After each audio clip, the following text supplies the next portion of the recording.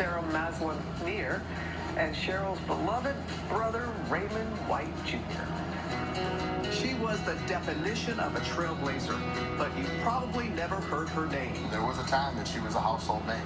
She was viral before we knew what viral was. Everywhere I went as a kid, everybody knew who Cheryl White was.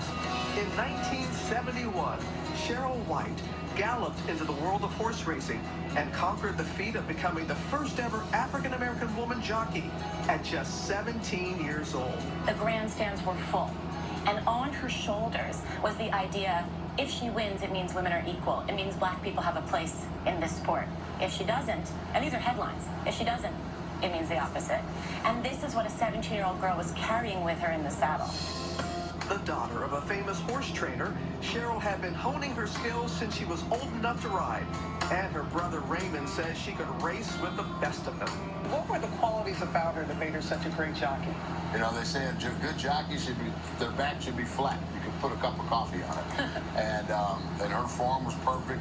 Over the next 2 decades, she kept making history of her own, winning 750 races and several coveted awards. How do you think that we don't know that your sister is not more well known? My sister wasn't a great self-promoter.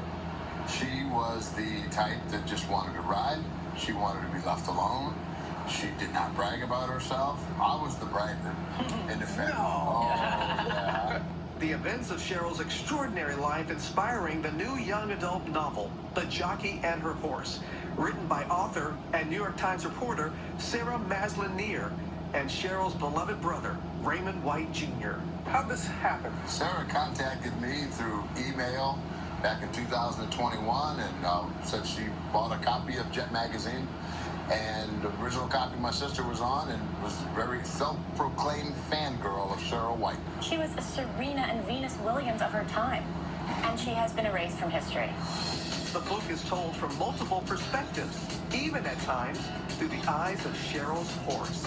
Every detail in the book, every race Cheryl ran, every setback is completely in keeping with her history. The part that's a narrative fiction, a fanciful idea, is that our Cheryl goes on a journey and discovers that she's not singular, that she is part of a long legacy and a race legacy of black contribution to thoroughbred racing. Do you call your sister a true American legend? Yes, she was just a pioneer. I mean, she, at 17, during the turbulence that we had going on in the early 70s, she was amazing to go through everything she went through, fighting for the right to ride and wanting to ride. Raymond says he hopes the book inspires the next generation to ride toward their own finish line, whatever that may be. But the book is not just to inspire children to be jockeys or ride horses, but to inspire them to be anything they want to be. From an astronaut to a senator, a teacher, whatever you want to be, aspire to be, you can do that. I'm so happy to share that story. And we shot that at Gallup NYC in Queens. And I read the book, and it is called The Jockey and Her Horse. It's going to be available in September. It is brilliant. Can't wait. And there's a set that includes this really special toy. It's a doll of Cheryl on one of her favorite horses. I'm telling you, I didn't know. I didn't know, and there were so many people who didn't. Yeah, but we do now. We do now. Okay, let's get to Ginger in Chicago with some special guests of her own.